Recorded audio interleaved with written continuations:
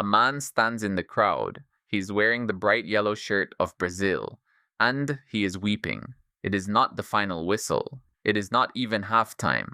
On the scoreboard above him sit two numbers that should not be possible. Brazil, nothing. Germany, 5. 29 minutes have been played. 60 still remain. And the host nation of the World Cup has already been torn apart. How does this happen? How does the country with 5 world titles playing on its own soil in front of its own people collapse so completely that grown men cry before the interval? You think you already know this story. You don't. To understand the night of the 8th of July, 2014, you have to go back. Brazil is not just a football team. Brazil is football. 5 World Cups, more than any nation on earth. The yellow shirt, Pelé, Garrincha, the great R9. A country that taught the world the game could be art.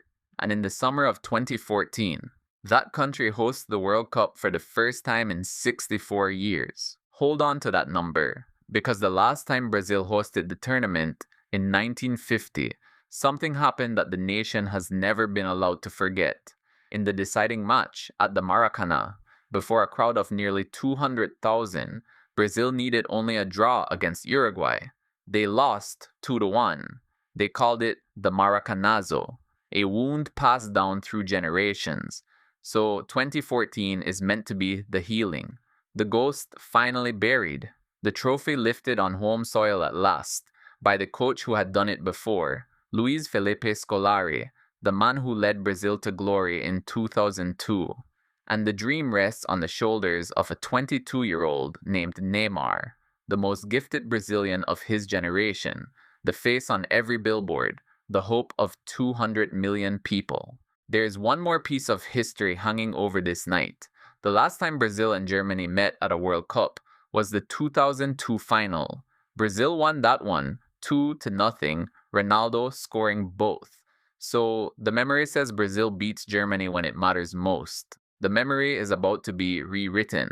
First, Brazil must survive the road. They scrape past Chile in the round of 16, surviving a penalty shootout that nearly ends everything. Then comes the quarterfinal against Colombia. They win it, 2-1, but they lose far more than they gain. A knee smashes into Neymar's back, a fractured vertebra.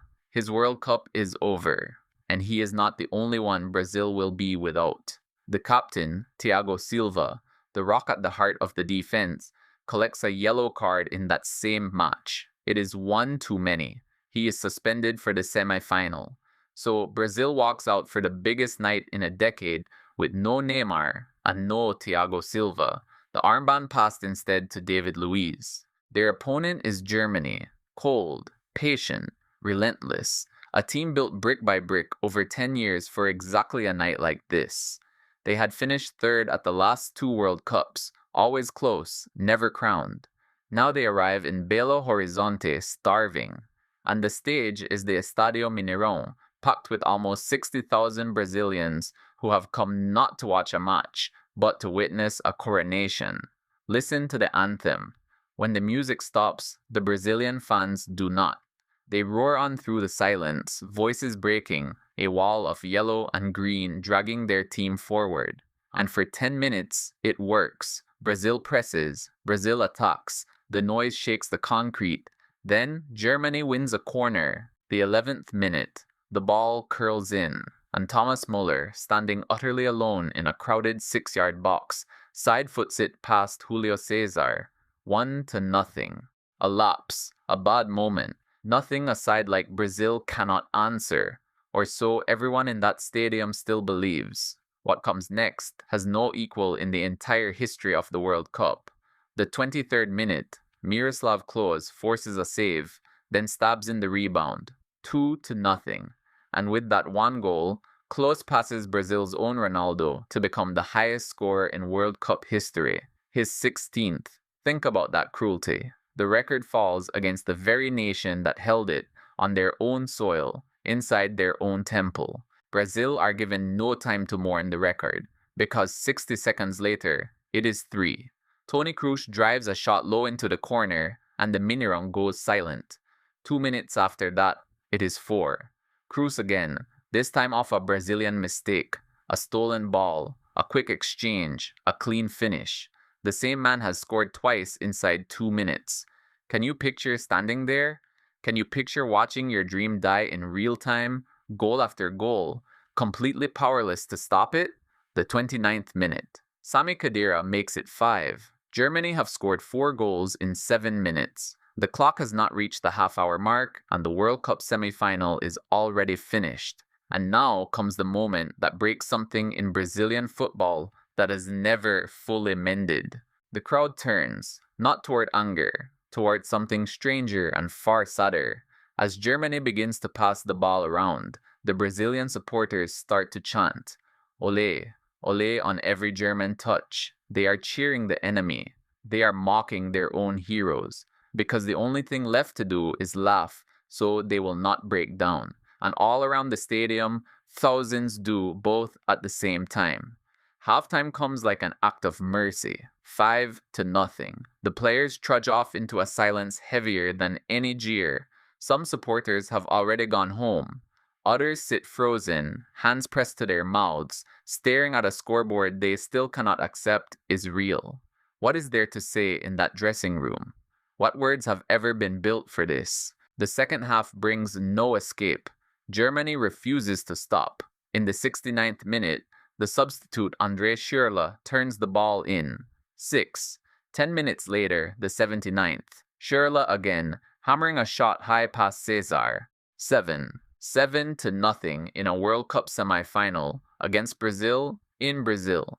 In the 90th minute, Oscar finally pulls one back. A consolation. A single goal to soften the very worst of the shame. 7-1.